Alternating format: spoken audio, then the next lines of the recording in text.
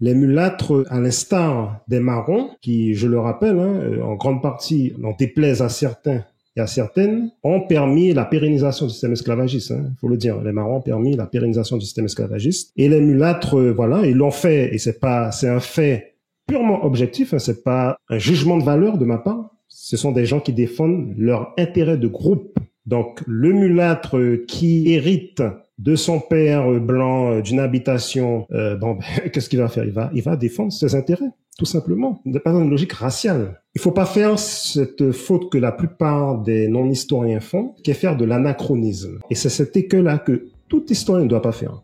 Faire de l'anachronisme. Ça, c'est l'un des péchés cardinaux dans l'historiographie. Et c'est pour ça que je vous dis, quand je dis que les marrons ont quelque part permis la pérennisation du système esclavagiste, ce sont des mots forts qui vont faire jaser, véritablement docteur. Ce sont des mots forts qui vont faire jaser. Oui, non, mais oui, il n'y a pas de problème. Et je vais encore en rajouter, je vais encore marteler ça. C'est pas un jugement de valeur. On a une classe, on a un groupe, on a une catégorie de personnes qui se sont battues pour obtenir la liberté, les armes à la main, violemment, très violents. Et qui, le pouvoir colonial reconnaît en quelque part leur fait d'armes et leur bravoure, mais qui leur dit, les gars, ok, d'accord, on vous laisse, mais lorsqu'on a des esclaves qui partent, vous venez les récupérer. Ils ont dit oui. Bonjour à tous, on se retrouve pour une toute nouvelle émission dans laquelle on va parler histoire coloniale. Et j'aurai en ma présence pour ce faire le docteur Boris Lama, premier doctorant de l'Université de Guyane et auteur de l'œuvre Pouvoir colonial, figure politique et société en Guyane française de 1830 à 1910. Comment allez-vous aujourd'hui ? Ça va très bien. Merci à Kim de me recevoir et merci à l'équipe du Cercle. Un plaisir, ravi de vous avoir parmi nous. Tout d'abord, j'aimerais vous demander, est-ce que vous pouvez nous faire une petite mise en contexte de la Guyane et de son système esclavagiste à partir de 1830 ? Alors, pour faire une mise en contexte à partir de 1830, il faut remonter au début. Donc, la Guyane, très rapidement, s'inscrit dans le contexte de la constitution du premier empire colonial, avec les Antilles, les petites Antilles, les grandes Antilles, notamment Saint-Domingue, aussi la Réunion, et puis l'Amérique du Nord. C'est le premier empire colonial français. Après, on aura le second empire colonial français avec l'Afrique et les colonies d'Asie. Donc la Guyane, à la différence des autres territoires, c'est une colonie pauvre qui est très peu exploitée et qui est très peu peuplée. C'est une colonie qui est située au nord de l'Amérique du Sud, sur une partie de l'Amérique du Sud qu'on appelle le plateau des Guyanes. Donc c'est la dernière région, le plateau des Guyanes, qui a été colonisée par les Européens. Elle a été colonisée particulièrement par les trois dernières puissances coloniales, les Pays-Bas, le Royaume-Uni et la France. Ce sont des territoires très difficilement abordables sur le plan des navigations. Ça module la colonisation. Donc c'est une colonisation peu dynamique,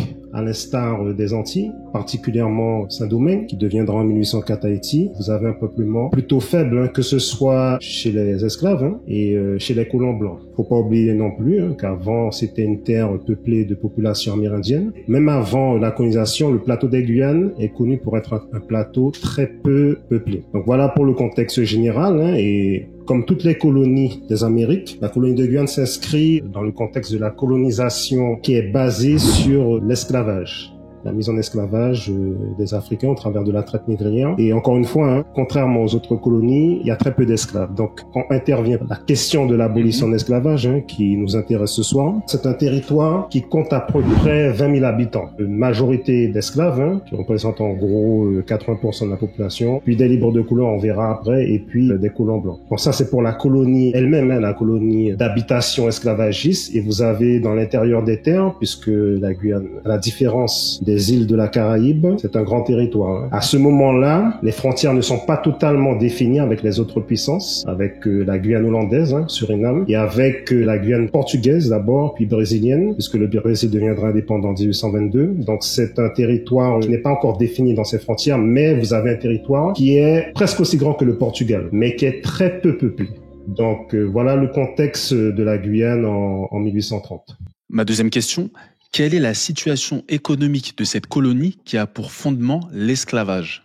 Donc encore une fois, c'est une colonie très peu peuplée et particularité de la colonisation française en Guyane, c'est une colonisation qui a été assez chaotique sur le plan de l'occupation du territoire. C'est-à-dire que les colons s'installent de manière chaotique sur le territoire. On s'installe à différents lieux, éloignés les uns des autres. Les habitations de Guyane sont éloignées les unes des autres. Une comparaison avec les Antilles, ceux qui connaissent les Antilles. Aujourd'hui, vous quittez une commune, vous tombez sur notre commune automatiquement. En Guyane, c'est différent. Mis à part l'île de Cayenne, qui est constituée de 3 grandes villes qui sont voisines les unes des autres. Quand vous quittez l'île de Cayenne, il vous faut beaucoup de temps pour atteindre la prochaine localité. Et ça, c'est le fruit de la colonisation où les colons ont voulu profiter de l'espace pour qu'il n'y ait pas trop de communication entre les habitations pour que ça provoque pas des révoltes d'esclaves. Et donc, c'est une colonie qui a cette configuration géographique et économique. Des habitations qui sont éloignées les unes des autres. Il y a les moyens de communication inexistants. On se déplace en canot, en pirogue, et les quelques chemins, c'est le terme employé à l'époque, on parle pas vraiment de routes, qui sont en très mauvais état. Donc ça fait une colonie qui est pauvre économiquement, des habitations qui sont polyvalentes dans leur exploitation, tandis que dans d'autres colonies, c'est le sucre, la production de sucre qui prédomine. En Guyane, c'est divers produits. Bien évidemment, il y a du sucre, mais il y a de l'indigo, il y a du roucou, il y a du café et un peu de tout. Même dans certaines régions, notamment la région de Sinamari, qui est à l'ouest de Cayenne, c'est de l'élevage qu'on fait. C'est de l'élevage de bovins, mais c'est très rudimentaire et vous êtes dans cette région-là, vous avez affaire à des propriétaires très pauvres comparativement à ce qu'on a ailleurs dans les Amériques. Il y a eu quand même, avant 1830, à partir des années 1820, un essor de la production sucrière, mais ce sera de courte durée, un développement qui va être très court. Après cela, arrive la question de l'abolition de l'esclavage qui fait que ça impacte la question du développement. D'autant plus que, à ce moment-là précis en Europe, le sucre de betterave commence à faire son essor, ce qui pose un gros problème aux propriétaires des habitations, que ce soit en Guyane, aux Antilles et à La Réunion. Un résumé de tout ce que j'ai dit, vous avez affaire à une colonie qui est plutôt pauvre, une habitation esclavagiste très fragile, qui risque de péricliter à tout moment, à la moindre crise. Quels sont les positionnements des colons guyanais face à la question de l'abolition ? En 1830, la question de l'abolition de l'esclavage fait irruption par rapport à l'abolition de l'esclavage dans les colonies britanniques. Bon, je fais un résumé très bref de ce mouvement qu'on appelle l'abolitionnisme, qui naît au XVIIIe siècle en Europe, particulièrement en Angleterre, aussi aux États-Unis, qui est un mouvement exceptionnel par sa durée et son impact. Il y a toujours eu des gens à travers l'histoire de l'humanité qui étaient contre de l'esclavage, mais là, c'est la première fois qu'on a un mouvement qui s'implante dans les sociétés occidentales. Et quand je dis occidentales, c'est Europe, Amérique du Nord et aussi de personnes de différentes races. C'est pas que des Blancs, pas que des Européens. On pense à Oloda Equiano, si je prononce bien son nom, le célèbre esclave Igbo qui avait réussi à obtenir sa liberté et qui s'était engagé dans le combat pour l'abolition de l'esclavage. Et aussi aux États-Unis, Elizabeth Freeman, c'était une esclave qui avait porté plainte et qui est parvenue par rapport à son combat judiciaire, qui a permis à ce qu'on abolisse l'esclavage dans certains États du Nord. Donc il y a ce mouvement abolitionniste qui prend un essor de plus en plus important et les choses vont prendre une tournure radicale en Jamaïque.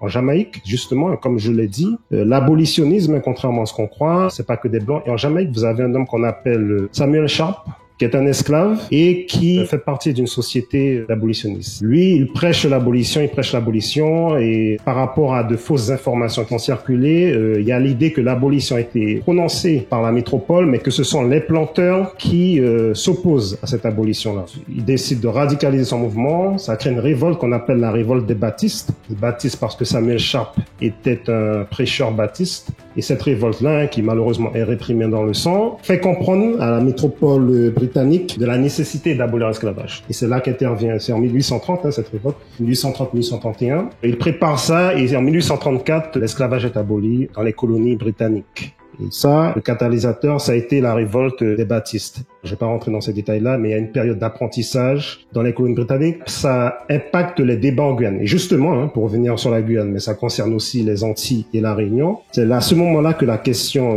refait débat. Les abolitionnistes en France s'élèvent. Ils voient que le moment est venu. Parmi les abolitionnistes, on connaît bien Schœlcher, mais il y a aussi Cyril Bissette, très peu connu, un homme de couleur de la Martinique, qui lui aussi. Et c'est là la différence, à travers ces deux personnages, on peut voir les deux tendances qu'il y a. L'abolitionnisme gradualiste, qui consiste à vouloir abolir l'esclavage de manière graduelle.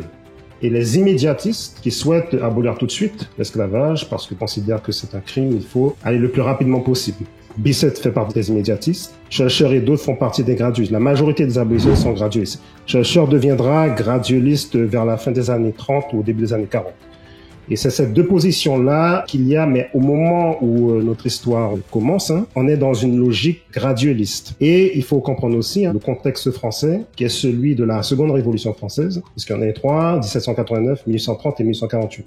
Donc 1830, c'est la Seconde Révolution française, qui voit l'avènement de Louis-Philippe Ier, qui est un roi qui essaye de faire la synthèse entre l'ancien régime et la République. Donc c'est le roi citoyen, il accorde un peu de liberté, et il est un abolitionniste gradualiste. Il appartient à la Société de la Charité chrétienne, si je ne me trompe pas, qui est une société abolitionniste gradualiste. Donc voilà le contexte. La question de l'abolition s'impose aux colons, et les colons guyanais se divisent en deux. Vous avez, on va dire, les plus intelligents qui ont compris que le système est voué à disparaître, et puis vous avez, en général, ce sont les plus gros planteurs, ceux qui sont opposés à toute abolition.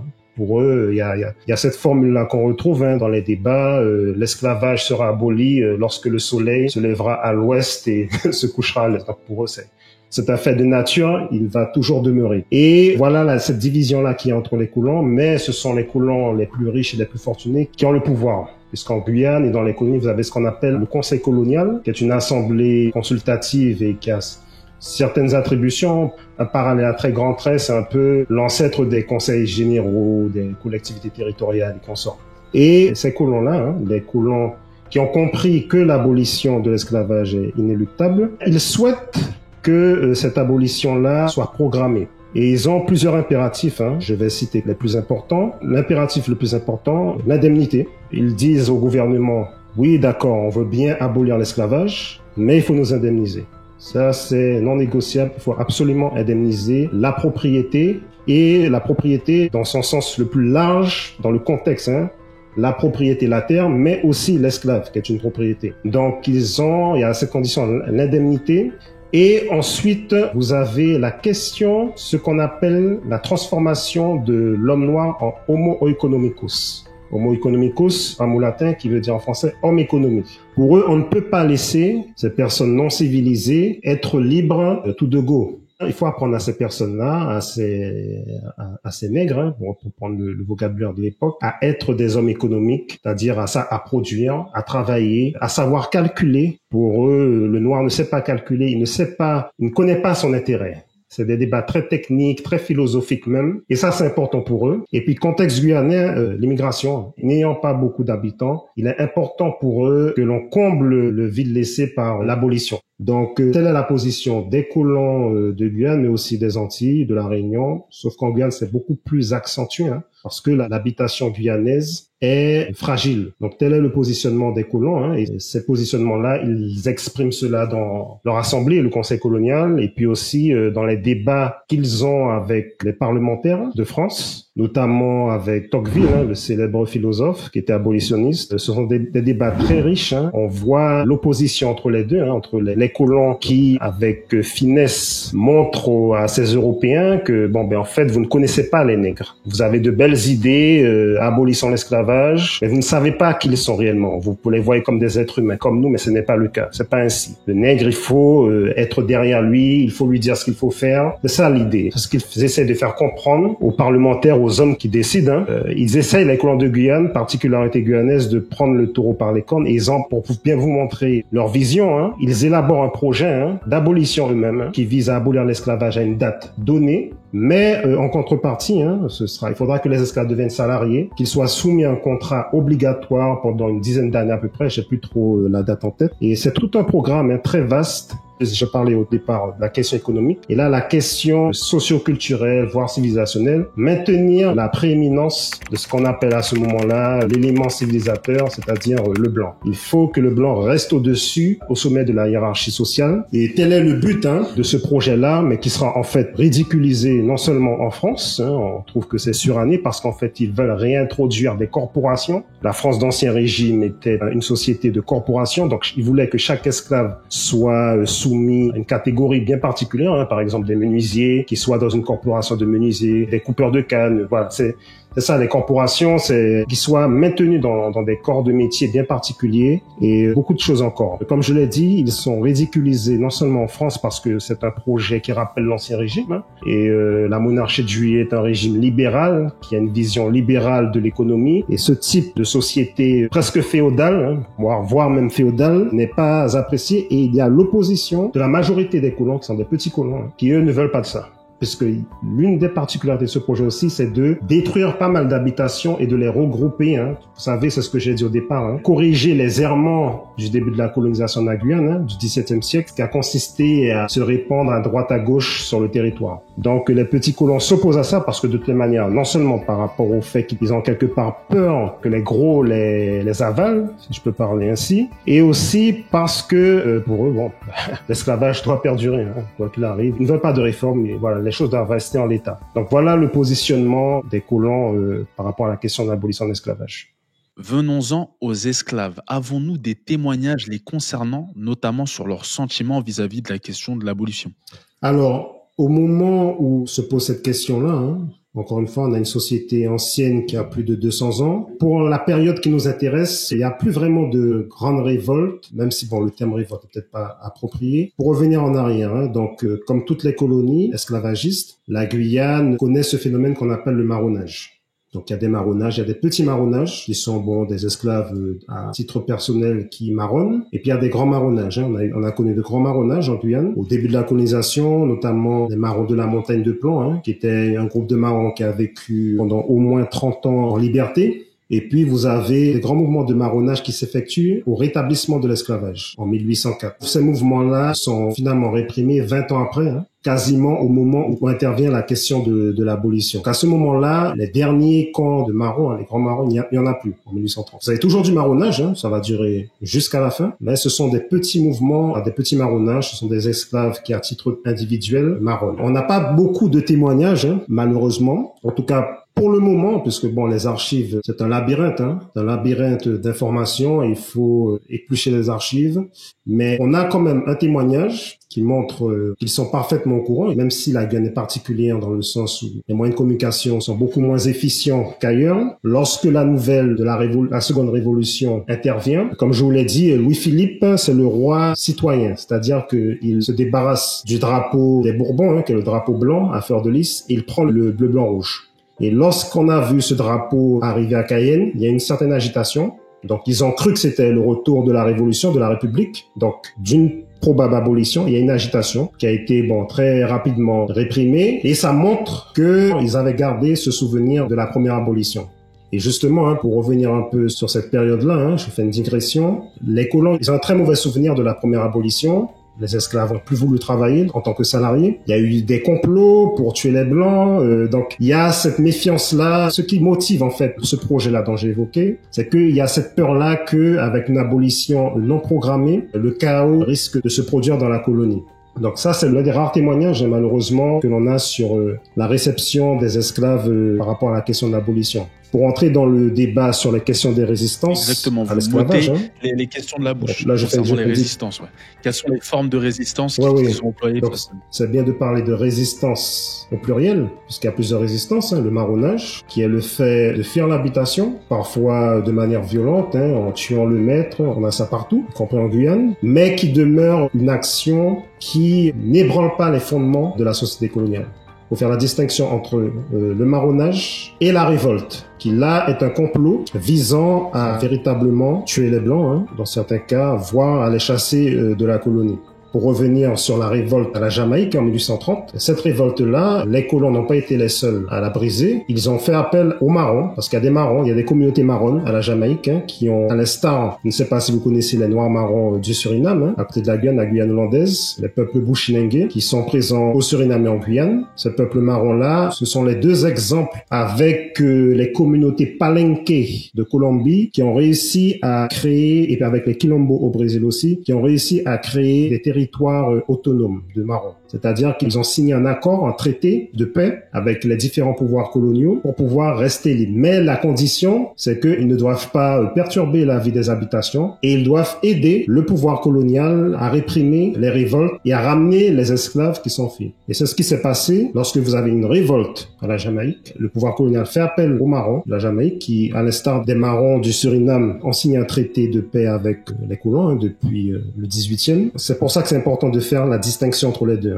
Parce que c'est souvent dans les milieux militants, je suis un marron, marronnage par-ci, marronnage par-là, mais c'est beaucoup plus complexe qu'on ne le pense. Et donc, vous avez ces formes de résistance-là, marronnage, révolte. J'ai parlé au début de cette dame qui a traduit ses maîtres en justice. Ça aussi, même si c'est très particulier, bon, bien souvent, ça aboutit à rien. Parfois, ça aboutit, ça peut aboutir. Et puis, vous avez plusieurs formes de résistance, les empoisonnements, l'affranchissement, la stratégie que les esclaves mettent en place pour être affranchis, notamment les femmes. Il y a moult manières pour l'esclave de résister, ne pas travailler de manière efficace, saboter les outils du maître. C'est tout un univers, tout un monde qu'il y a autour de cette question des résistances. Et vous avez parlé justement de l'histoire militante.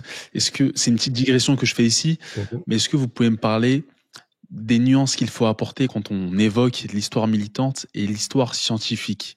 Parce que c'est vrai qu'il y a un peu ce choc-là des deux milieux. On a les activistes d'un côté, on a les militants d'un côté, et on a les historiens de l'autre. La première fois qu'on s'est vu, vous m'avez parlé, vous m'avez choqué en évoquant Toussaint Louverture. Est-ce que on peut justement aborder, c'est une petite digression, mais ce personnage-là et ce qu'il était amené à faire justement pour s'en sortir dans la société? Alors, d'une certaine manière, on anticipe la question des libres de couleur. Exactement. Toussaint Louverture, c'est un libre de couleur qui est affranchi à un moment donné et qui, comme beaucoup d'esclaves devenus libres, et qui deviennent en conséquence des libres de couleur, devient habitant propriétaire d'esclaves. Donc l'esclavage, c'est le moteur des sociétés coloniales, des sociétés esclavagistes. L'esclave est l'outil de travail pour pouvoir s'élever dans la société. Des libres de couleur deviennent propriétaires d'esclaves. J'ai fait une conférence il n'y a pas longtemps en Guyane, où justement je parlais d'une famille de libres de couleur de Guyane, les Urseurs. Là, vous avez aussi un cas intéressant de libres de couleur qui sont de grands propriétaires d'esclaves, qui ont des habitations, qui ont jusqu'à 40, 60 esclaves. Et pour revenir à Toussaint Louverture, il avait une petite habitation qui avait à peu près 13 esclaves. Le Petit Commier, l'habitation du Petit Commier. Et Toussaint Louverture, c'est d'abord Toussaint Breda. Breda, c'est le nom de son maître. Il s'intègre dans cette dynamique-là. Parce que Saint-Domingue, c'est la colonie la plus importante des Amériques et c'est la colonie française aussi qui est la plus dynamique, qui a le plus d'habitants. Donc c'est une colonie où vous avez beaucoup de blancs, façon de parler, ils sont toujours minoritaires, mais comparativement à la Guyane aussi, il y a beaucoup de blancs, beaucoup de libres de couleur. Et parmi les libres de couleur, il y a aussi des distinctions à faire entre les métissés, les mulattes notamment, et puis les noirs. Et Saint-Domingue a cette particularité d'avoir pas mal de noirs libres de couleur. Et c'est partout pareil. Aux États-Unis, Louisiane, ancien territoire français, là, les libres de couleur sont puissants aussi, sont très riches. Et je fais un bond en avant dans le temps. L'un des propriétaires d'esclaves les plus riches en Louisiane, c'était un certain Antoine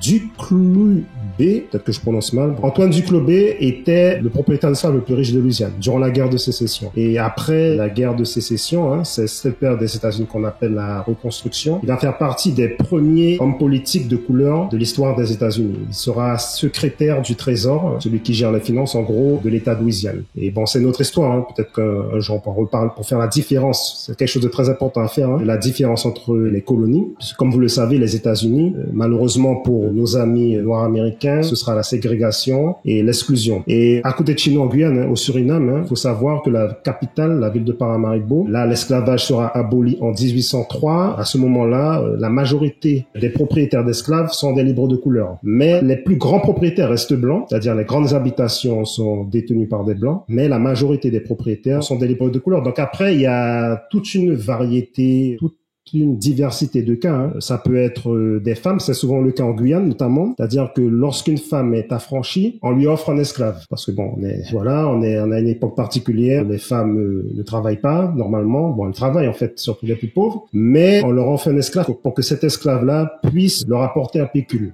Ce qu'il faut faire encore là aussi, hein, pour éviter les préjugés. On connaît cette fameuse phrase de notre ami Malcolm X, hein, les nègres des champs et les nègres d'intérieur, mais en réalité, il y a toute une diversité dans le monde esclavagiste, hein, et il y a les esclaves de ville et des esclaves ouvriers qui sont en fait les manœuvres, hein, qui travaillent dans les ports et consorts. Donc, on offrait aux femmes, c'est pas le terme, on léguait aux femmes un esclave ou deux pour qu'ils puissent travailler pour elles. Donc, c'est pour ça qu'il faut, lorsqu'on dit propriétaire d'esclaves, la plupart des gens, dans leur imagination, ils voient un grand propriétaire, hein, c'est un peu comme dans les films hollywoodiens, un grand propriétaire comme un pacha avec des esclaves. Non, c'est pas toujours le cas. Donc il y a ces cas-là. Il y a aussi des gens qui achètent des membres de leur famille aussi, hein. Donc d'une certaine manière, c'est une crypto-libération. Il y a ce cas-là aussi. Et puis bon, il y a aussi, comme j'ai donné le cas de Toussaint, je donne le cas des Hursleurs en Guyane qui font du profit, qui sont dans une logique économique et qui deviennent de grands propriétaires. Et après, concernant la question du militantisme, la distinction qu'il y a à faire entre les deux, le militant est dans une logique politique. C'est ça, le militant. Le militant a un but, un agenda. Et l'histoire est pour lui un moyen d'atteindre son objectif. Et ça dépend des territoires. Dans cette zone qu'on appelle l'Atlantique, hein, le monde Atlantique, que ce soit en Amérique du Nord ou en Amérique du Sud et dans la Caraïbe. Je vais rester dans notre zone, hein, la Guyane, les Antilles, la Réunion. Cette histoire-là n'a pas été enseignée. Il y a eu, après l'esclavage, une volonté de passer à autre chose. Et à partir des années 50-60, hein, du XXe siècle, vous avez l'émergence en Guyane, aux Antilles et à la Réunion, de mouvements anticolonialistes, qu'ils soient autonomistes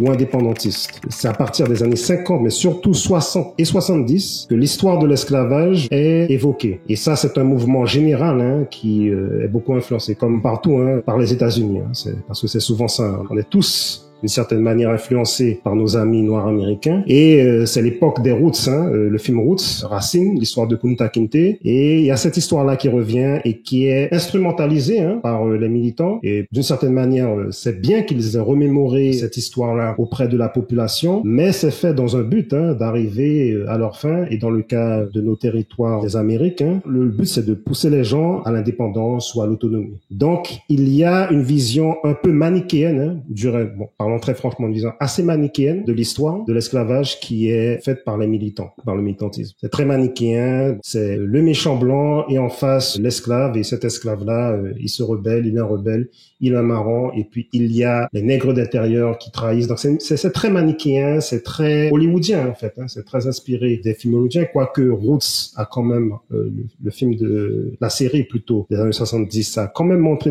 un peu les particularités, la complexité des systèmes esclavagistes. Mais quand même, cette histoire-là a été construite, ils ont bâti une mémoire de l'esclavage qui n'est pas totalement en phase, hein, avec la réalité. Encore une fois, hein, c'est notre ami Malcolm X, hein, pour qui j'ai du respect, qui a fait cette fameuse phrase, hein, les nègres d'intérieur et les nègres des champs, mais en réalité, c'est beaucoup plus complexe. Donc voilà, pour le militantisme, en tout cas, par rapport à cette question-là de l'esclavage, bon après, on peut évoquer aussi d'autres questions, des dégâts faits par le militantisme sur la question de l'histoire des populations non blanches, mais c'est ça. Pour terminer sur ça, pour illustrer mon propos, prenons le cas de nos amis du Brésil, hein, puisque bon, la Guyane est en Amérique du Sud, le Brésil est notre voisin. C'est le dernier pays à avoir aboli l'esclavage, hein, c'est en 1888. Dernier pays, c'est très très très tard. Hein. Le grand joueur Pelé était petit-fils d'esclave. Donc ça veut dire que c'est une histoire très récente là-bas. Et jusqu'à très récemment, on a fêté justement cette date-là, de 1888. Après, comme je l'ai dit, hein, ce grand mouvement militant qui s'étend un peu dans toute l'Atlantique, tout l'hémisphère ouest, les militants arrivent et, comme en Guyane, comme partout, ils veulent mettre en avant, et c'est tout à leur honneur, ils ont raison de mettre en avant les révoltés, les marrons, et ils parviennent à imposer une nouvelle date, hein, qui est célébrée, qui est le mois de la conscience noire, qui est le jour de la conscience noire, qui est un jour férié au Brésil. Et tenez-vous bien, pourquoi je parle de ça? Cette date-là, c'est la date de la mort de Zumbi dos Palmares. On avait parlé de ça la dernière fois. C'était un marron qui avait fondé ce qu'on appelle au Brésil les quilombos, hein, qui sont les territoires de marrons. Et ils ont choisi cette date-là. Or, quel est le problème dans ça? C'est que Zumbi Palmares, hein, ça date du XVIIe siècle. Hein, c'est vraiment les débuts de la colonisation, c'est très ancien. Et l'esclavage est aboli 200 ans après. Donc, vous voyez, il y a cette volonté-là de mettre en avant celui qui a lutté, celui qui a pris son sabre, celui qui a tué le blanc. Vous voyez? En soi, oui, je suis d'accord, mais et les autres? Ça voudrait dire que tous les esclaves, ceux qui n'ont pas lutté, étaient des bons à rien? Vous voyez le problème que ça pose? Et comme je dis, c'est beaucoup plus complexe que ça. Les résistances des esclaves, particularité, et ceux qui montrent le biais idéologique, c'est que Zumbil Palmarès, lorsqu'il a bâti son quilombo, il a perpétué l'esclavage. Il y avait des esclaves dans son quilombo, il a reproduit, puisque bon, ce sont majoritairement des Africains, il a reproduit l'esclavage. La question de l'abolition, cette philosophie abolitionniste, n'existait pas encore. Ces idées n'étaient pas répandues encore. Le problème aussi qui se pose, et je l'ai évoqué au début, c'est que le Brésil, le mouvement abolitionniste est formidable dans la mesure où c'est une majorité de Noirs, en fait. Des Noirs libres, de libres de couleur, qui ont été à la pointe du combat abolitionniste au Brésil.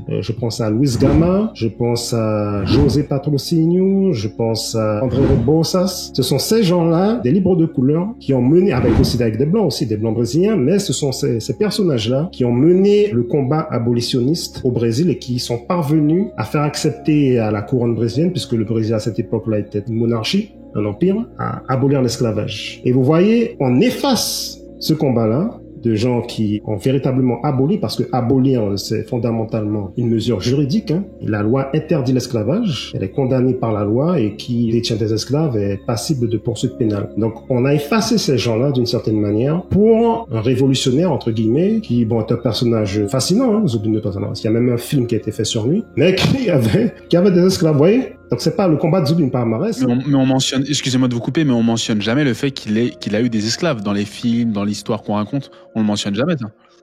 Non. Alors déjà, le dernier film qui a été fait sur lui date il y a plus de 30 ans, je pense, voire même 40 ans. C'est un très beau film d'ailleurs, un film brésilien qui montre toute la dimension spirituelle avec la mythologie yoruba, les orishas, puisque bon, le Brésil, il y a pas mal de religions de matrice africaine. Très beau film, mais on mentionne pas ce fait-là. Oui. Et on efface, encore une fois, des gens qui se sont battus pour que l'esclavage cesse, qu'il soit banni de la société. Donc voilà un exemple du problème posé par le militantisme qui, pour beaucoup de militants, à part une minorité de fanatiques et de personnes dangereuses, beaucoup de militants ont de bonnes intentions. Je ne remets pas en cause le travail qu'ils peuvent accomplir et peuvent même aider les historiens d'une certaine manière, mais il n'y a pas cette distance-là et cette volonté de présenter l'histoire telle qu'elle est. Concernant les libres de couleur, est-ce que c'est des personnes qui sont plus claires? Est-ce que ça a un rapport avec leur physique? Ça n'a rien à voir. Qu'est-ce qu'un libre de couleur? Alors, pourquoi parler des libres de couleur? Parce que, comme je l'ai évoqué pour le Brésil, c'est en quelque part au sein de cette classe que émergent les premières élites qui vont constituer les docteurs, les artisans, les avocats et les politiques surtout. Donc, qu'est-ce que c'est qu'un libre de couleur? Lorsque l'esclavage est apparu, les colons n'avaient pas pensé, d'une part, qu'ils auraient affranchi les esclaves, mais c'était pas forcément le but, même si bon, l'affranchissement est évoqué dans le Code noir, et aussi qu'ils auraient eu des rapports intimes, consentis ou non consentis, là encore aussi c'est quelque chose que le militantisme oublie, avec leurs femmes esclaves. Et donc les libres de couleur, ce sont les personnes affranchies qui jouissent d'un affranchissement par leur maître et qui se perpétuent, c'est-à-dire des libres de couleur qui font des enfants. Donc ça crée cette classe que l'on appelle les libres de couleur dans toutes les Amériques, du nord au sud, et aussi chez nos amis de l'océan Indien. Cette classe des libres de couleur, elle a un statut particulier, c'est-à-dire qu'ils sont libres, mais pas totalement. C'est-à-dire qu'ils ont un certain nombre de contraintes. Je vais pas rentrer trop dans les détails, mais la contrainte la plus évidente et la plus humiliante pour eux, c'est qu'ils doivent respect et déférence envers leurs anciens maîtres, et de manière générale envers les Blancs. Donc, libres de couleur, des guillemets à libre, quand même, puisqu'ils ont ces contraintes-là et plusieurs autres contraintes. Ils n'ont pas le droit d'effectuer certains métiers.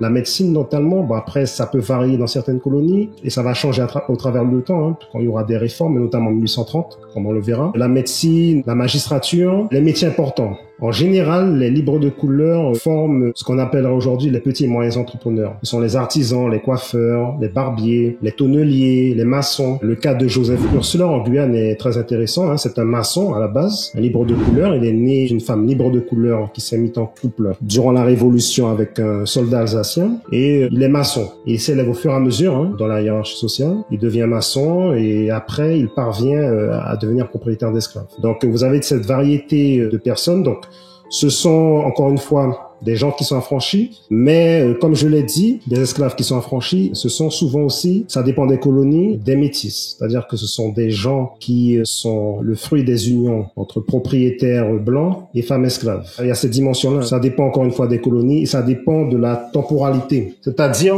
que à la fin du système esclavagiste, dans les colonies françaises, les réformes qui sont faites dans le cadre d'une volonté d'abolir l'esclavage progressivement augmentent le nombre des libres de couleur. Donc, à la fin du système esclavagiste, vous avez beaucoup plus de personnes noires, essentiellement d'ascendance africaine, qui sont libres de couleur. Et bon, encore une fois, ça dépend des colonies et donc ça dépend de la temporalité. J'ai parlé de Toussaint Louverture, qui est un cas intéressant parmi tant d'autres. Donc, vous avez ces personnes-là qui ont un statut particulier, qui sont à la fois libres et pas totalement, qui ne peuvent pas porter de patronyme. En général, un libre de couleur, dans les états civils, on va l'appeler par exemple Joseph dit, le dénommé Joseph dit Antoine, par exemple. Il n'a pas le droit d'avoir un patronyme. Il ne peut pas porter le patronyme d'un blanc, c'est interdit. C'est assez mignon, puisque pour le blanc, vous regardez les états civils, c'est monsieur un tel, madame un tel. Libre de couleur, c'est le nommé, le dénommé. Donc il y a cette dimension-là qui est insultante pour eux, qui leur montre qu'ils ne sont pas véritablement égaux blancs. Et c'est au sein de cette classe-là qu'il y a ce désir de changement, de s'intégrer dans le jeu politique. Donc ils font des pétitions. Dans d'autres colonies, ils se révoltent. Ça a été le cas à Saint-Domingue avant la grande révolte de 1791. Il y a une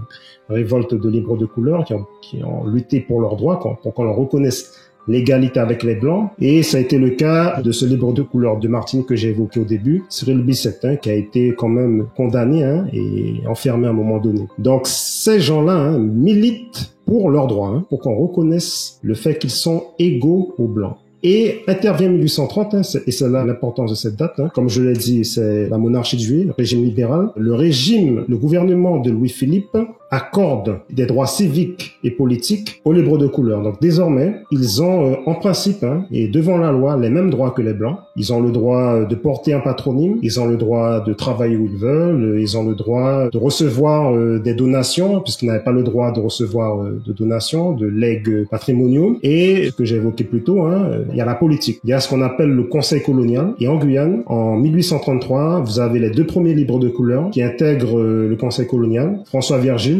et celui dont j'ai parlé, Joseph Ursler, qui deviennent les premières personnes de couleur en Guyane à occuper des fonctions politiques. Voilà cette classe-là qui va constituer après l'esclavage un peu partout l'élite. Je pense que je parle à des fanatiques d'histoire noire. Vous connaissez Dubois aux États-Unis, W.B. Dubois. Dubois, c'est un libre de couleur.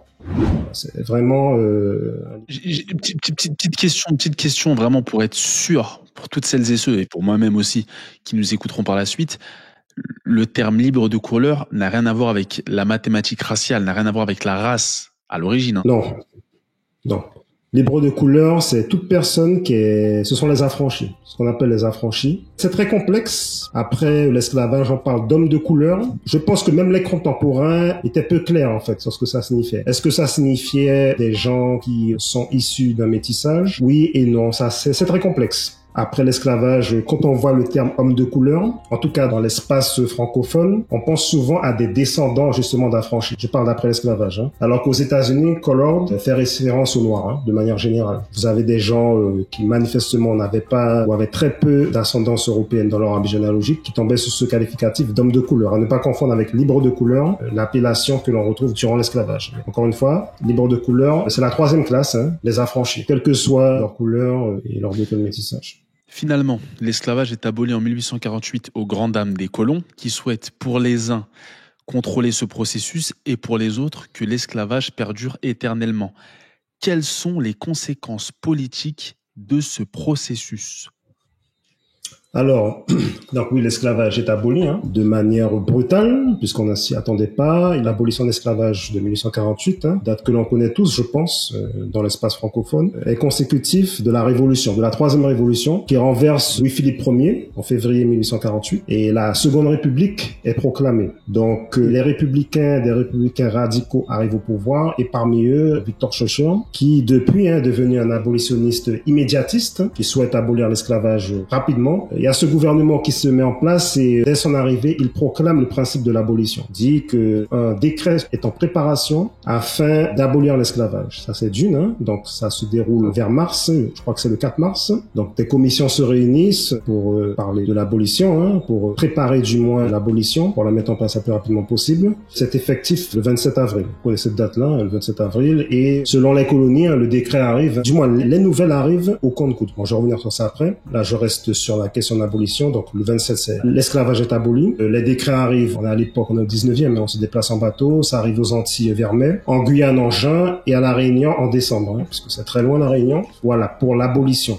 Maintenant, il y a plusieurs choses dans ces décrets-là. Il y a l'indemnité, comme j'explique au départ, c'est un principe impératif pour les colons et pour le pouvoir colonial, parce que il faut pas croire qu'on le fait pour les beaux yeux des colons. Quand on indemnise les colons, il s'agit de maintenir la production agricole. L'objectif, c'est de les indemniser pour qu'ils versent des salaires après, pour qu'ils maintiennent la production agricole et qu'ils versent des salaires à ces esclaves libérés qui, dans les projets, deviennent des salariés. Donc, il y a eu une volonté un peu de chercheurs de donner des compensations aux esclaves, mais ça n'a pas été retenu. Second point très important, très important, qui singularise les colonies françaises, les britanniques, hollandaises et autres, c'est l'attribution de la citoyenneté française. C'est-à-dire que dans ces décrets-là, les nouveaux libres sont faits citoyens français. Et c'est monumental. Monumental parce que ça donne des droits, ça fait des esclaves, des Français, et ça fait d'eux des citoyens disposant du droit de vote, puisque la Seconde République est celle qui met en place le suffrage universel.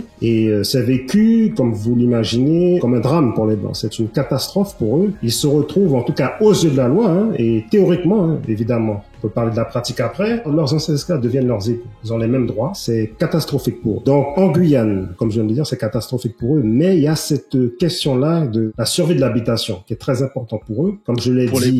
Pour les nouveaux affranchis ou pour les colons? Pour les esclavagistes. La survie de l'habitation, la question de la survie de l'habitation, elle est importante pour qui?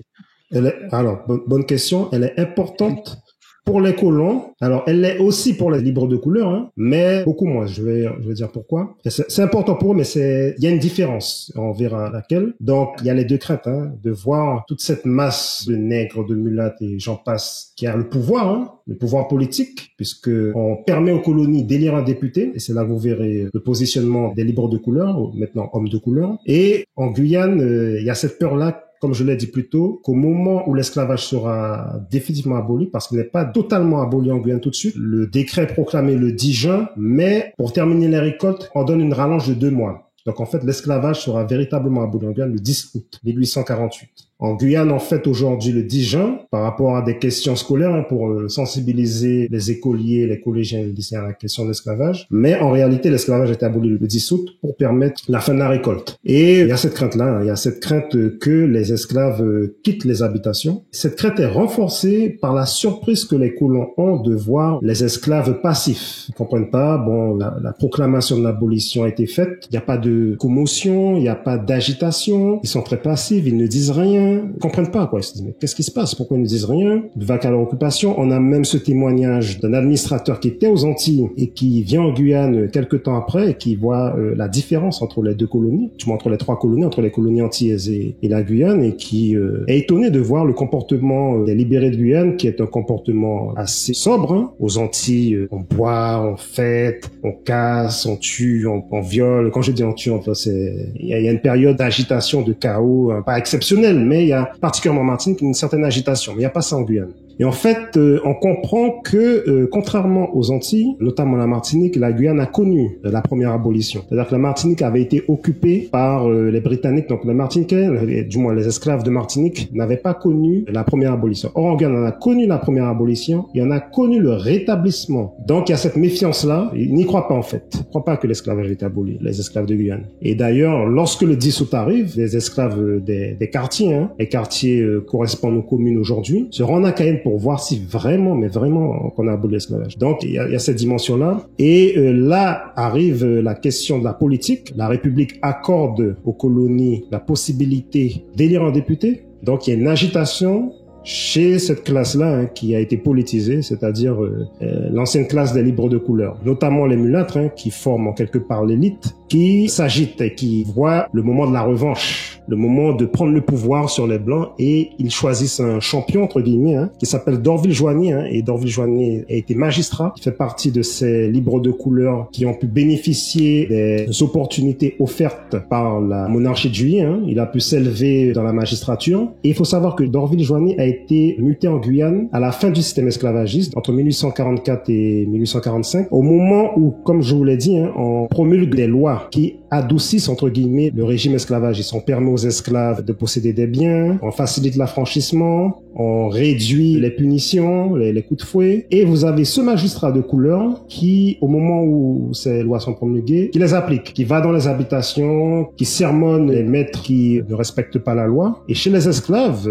ils sont ébahis de voir une personne de couleur commander les Blancs et occuper une fonction importante de magistrat. Et avec l'abolition, avec finesse, l'élite mulâtre choisit d'Orville-Joigny pour être le candidat, étant déjà populaire. Donc, ils espèrent qu'il va être élu, et il y a une espèce d'embrigadement de la masse des anciens esclaves par cette élite mulâtre afin que d'Orville-Joigny soit élu, et sera élu quelques mois après. En mars 1849, très largement, il sera élu le premier député de Guyane élu au suffrage universel. Il va battre Vidal de Lingeon, un blanc créole qui était lui aussi membre du Conseil colonial et qui faisait justement partie de ces colons-là qui avaient ce projet d'abolition progressive de l'esclavage, d'abolition programmée plutôt, afin de maintenir la suprématie blanche au sommet de la hiérarchie sociale. Et ça, c'est la dimension politique. Maintenant, la dimension économique, comme je l'ai dit, arrive la date fatidique, le 10 août. Donc les esclaves sont libérés, pas de panique, tout se passe bien. Or, au fur et à mesure, il y a un double mouvement qui s'opère chez les esclaves. Actuellement, chez les libérés, puisqu'ils ne sont plus esclaves, certains quittent la campagne guyanaise, qu'on appelait les quartiers, et se rendent à Cayenne, pour vivre à Cayenne. Ils ne veulent plus travailler dans les habitations, ils préfèrent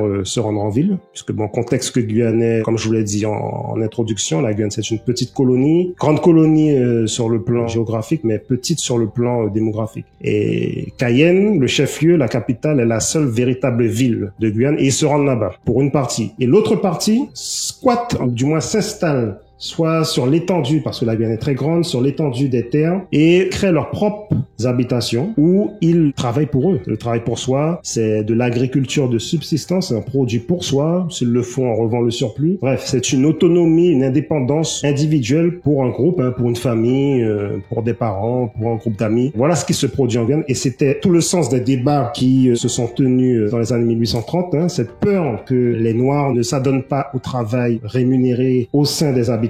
C'est exactement ce qui s'est passé. Ce processus-là, c'est le début du déclin de l'habitation guyanaise. Pour avoir avec les diapos, la différence entre la production en 1848 et en 1849 qui s'effondre, la production de sucre, d'indigo, de café, qui s'effondre totalement en raison du fait que les esclaves libérés, les anciens esclaves, n'ont pas voulu suivre le modèle de l'homme économique imposé par le pouvoir colonial et les colons. Voilà, telle est la particularité guyanaise. Ça, on pourra en reparler après. C'est ce qui distingue un peu la Guyane des autres territoires, des autres colonies. Avant de clôturer, j'ai encore une question qui me vient.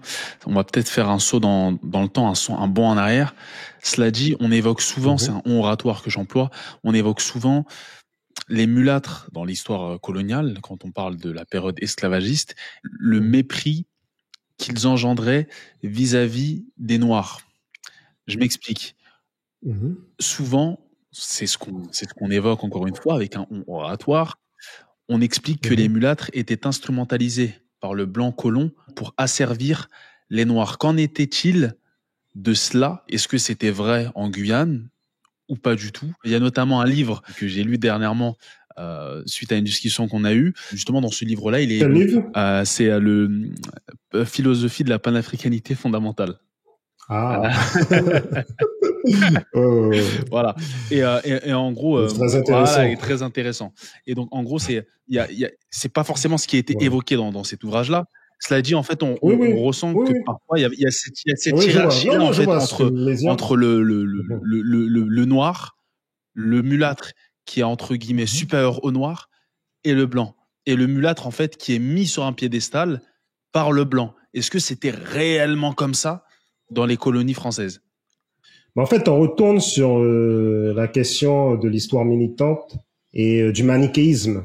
Oui, il y a des mulâtres qui méprisaient les Noirs, hein, qui profitaient de la différence physiologique du fait qu'ils étaient enfants du maître pour mépriser. Oui, il y a de ça, mais comme je l'ai dit, hein, c'est ce manichéisme qui consiste à dire le mulâtre, c'est ça, c'est le traître, c'est le vendu, et puis vous avez le noir marron qui, lui, lutte pour libérer les esclaves. Or, comme je vous l'ai démontré, c'était pas forcément le cas. Donc, vous avez, encore une fois, hein, une diversité de cas. Cyril Bissette, c'est l'exemple le plus frappant. Hein. Je vous invite à regarder un portrait de Cyril Bissette. Je sais même pas si c'est un mulâtre, hein. C'était peut-être même un carteron, hein, puisqu'un carteron, c'est l'enfant d'un blanc et d'un mulâtre. Donc le métissage est encore plus avancé et vous avez affaire à quelqu'un qui, lui, a été abolitionniste. Même si après, il est un peu controversé en Martinique parce qu'il a voulu faire la paix avec les blancs créoles. Mais ça, il faut s'intéresser à la question de l'abolition de l'esclavage. Et Cyril Bissette, voilà un exemple d'un métissé qui s'est battu pour la masse des esclaves qui étaient en grande majorité constitués de noirs, même s'il y avait des mulâtres. C'est assez compliqué à déterminer les différentes strates qu'il y a au sein de métissage qu'il y a au sein de la population esclave. Mais Bissette est un exemple. Vous avez des mulâtres qui ont épousé des noirs. Il y a toujours eu ça, en fait. Ma réponse est ça, elle est très simple, hein. Je ne fais que reprendre ce que j'ai dit plus tôt. Tout dépend de la personne. Tout dépend des personnes, de la personnalité, des conditions socio-économiques. C'est très, très varié.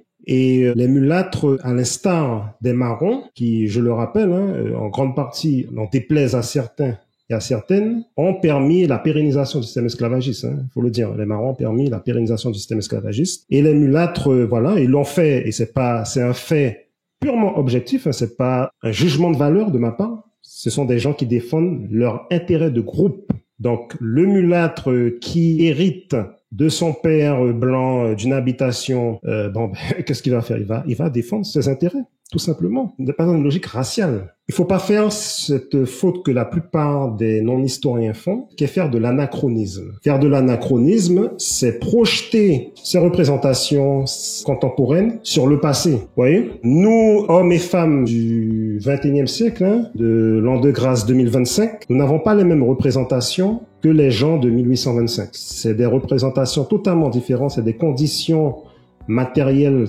totalement différentes. On n'a pas la même vision. Et c'est ce gros problème, du moins c'est cet écueil fait par les militants. Et c'est cet écueil-là que tout historien ne doit pas faire.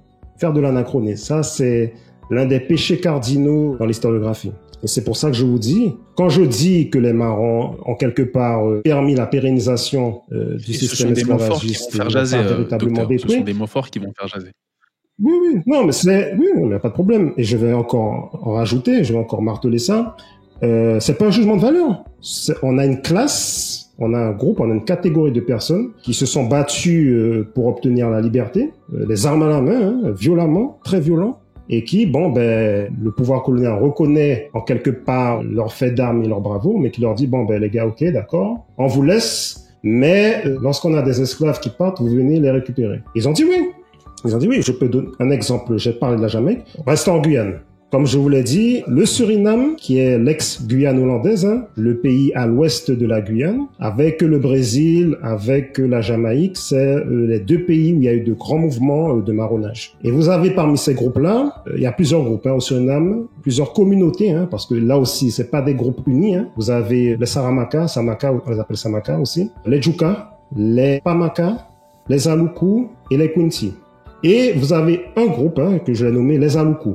Lorsqu'il y a eu cette volonté de faire la paix avec le pouvoir colonial, les Aluku étaient contre. Et que s'est-il passé?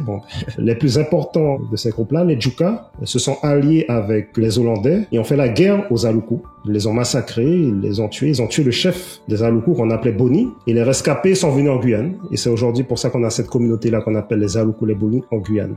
Et ces mêmes Boni, lorsqu'ils sont arrivés en Guyane, quand ils ont cherché la protection de la France. Ils ont cherché la protection de la France et ils ont trouvé des marrons qui s'étaient échappés des habitations guyanaises et les ont rapportés aux colons.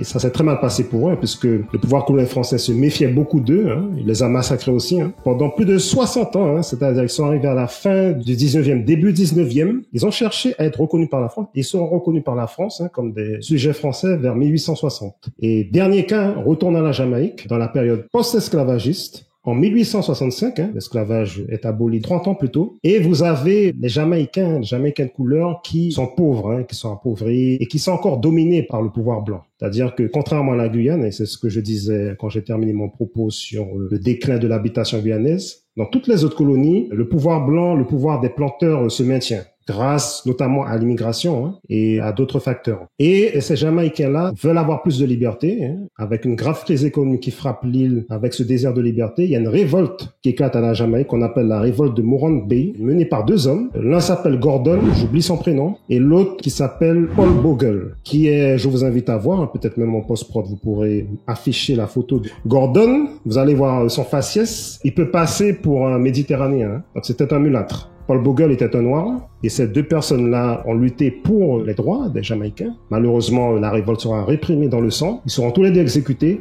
Aujourd'hui, ils figurent sur les billets de monnaie de la Jamaïque. Ce sont des héros jamaïcains. Et qui a aidé une nouvelle fois le pouvoir colonial anglais à réprimer cette révolte, alors que l'esclavage est aboli?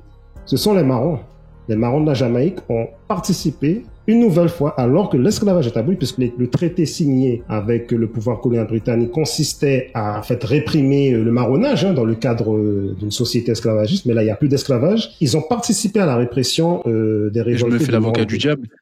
L'avocat du diable est parce que ça attire ma curiosité. L'esclavage est aboli, mais ce sont les marrons qui sont à l'origine de ce massacre-là, enfin de leur assassinat. C'est-à-dire les marrons. Il y avait des marrons. Non, ils sont pas. Il y avait des marrons. Non, les marrons, ils sont toujours là. Oui, ils sont toujours là. Jusqu'aujourd'hui.